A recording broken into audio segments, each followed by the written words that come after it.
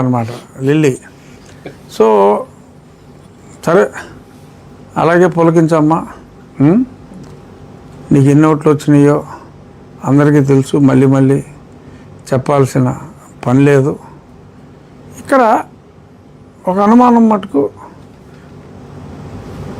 డిప్యూటీకి ఎందుకు పరిమితం అయ్యాడు అనేది డెఫినెట్గా అది రాష్ట్ర ఒప్పందం ఉందా అని అడిగాను సార్ ఇందాక. ఎందుకు అదే ఆలోచించే కొద్దీ ఎమ్మెల్సీ ఇచ్చి ఆయన డిప్యూటీ చేసి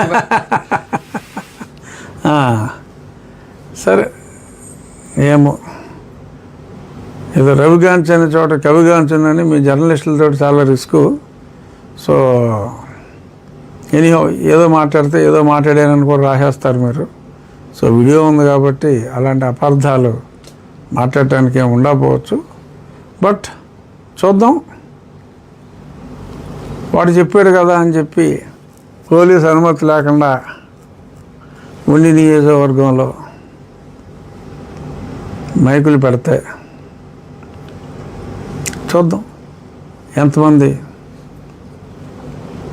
ఆడొచ్చి పైకి ఎక్కి మైకులు పెట్టలేడు, ఎందుకంటే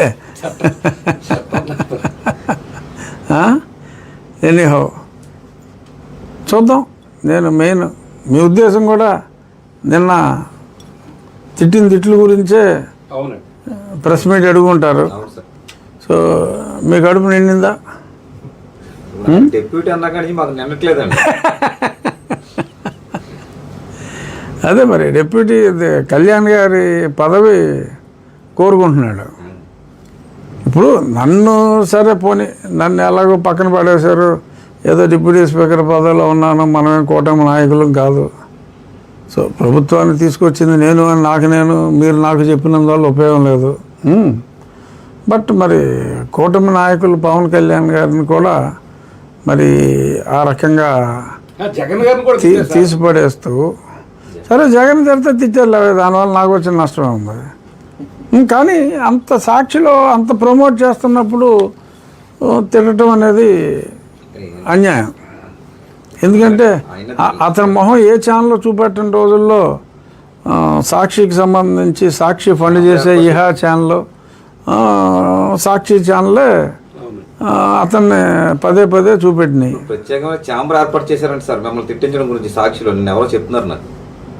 ఇప్పుడు మరి నిన్న తిట్టాడు కాబట్టి తీసేస్తారేమో. నిన్న తిట్టడం అంటే మాకు దళితులకు సహకరించలేదు అని ఏం తిట్టలేదు సార్. ఆయన మాకు దళితులకి సహకరించలేదు, ఆయన ఉండగా కూడా దళిత పార్టీ అని అనుకున్నాం కాబట్టి అయినా సరే ఆయన దళితులకు సహకరించలేదు అన్నాడు, కానీ ఏం తిట్టలేదు సార్. ఆయన సహకరించలేదు అన్నాడు సార్. ఆయన అంటే అతను దళితుల ఓట్లు తెలుగుదేశానికి మళ్లించాలని చూస్తున్నాడా, లేకపోతే హిందువుల ఓట్లు జగన్కి మళ్లించాలని చూస్తున్నాడా?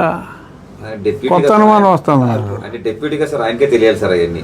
ఎందుకంటే ఈ మధ్యన జగన్మోహన్ రెడ్డి గారు కూడా ఏదో హిందూ వేషం వేస్తున్నాడు ఎక్కువ. మరి ఈయన దళిత ద్వేషి అన్న ఇమేజ్ తీసుకొచ్చి ఆయనకి హిందువులను దగ్గర చేయాలని చూస్తున్నాడా, లేదంటే ఈ ఏమో చెప్పలేం. బాబు గారిని హిందూ ద్వేషిగా చూపెట్టి హిందువులను పూర్తిగా దూరం చేసి ఏమో మరి కన్ఫ్యూజ్ చేశారా? మీరేదో మాట్లాడి ఇతనేదో మాట్లాడి మొత్తం మీద నన్ను కన్ఫ్యూజ్ చేయకండి. ఇప్పటికే నా నాలుగు ఏమైపోతుందో అన్న భయంలో నేనున్నాను. మళ్ళీ ఇలా మీతో మాట్లాడాలంటే నాకు నాలుగు ఉండాలి, లేదంటే అదేదో సినిమాలో సుబ్బరాజు నాలుగు పద అంటూ ఉంటుంది. ఏ సినిమా అది? ఏదో మహేష్ బాబు సినిమా.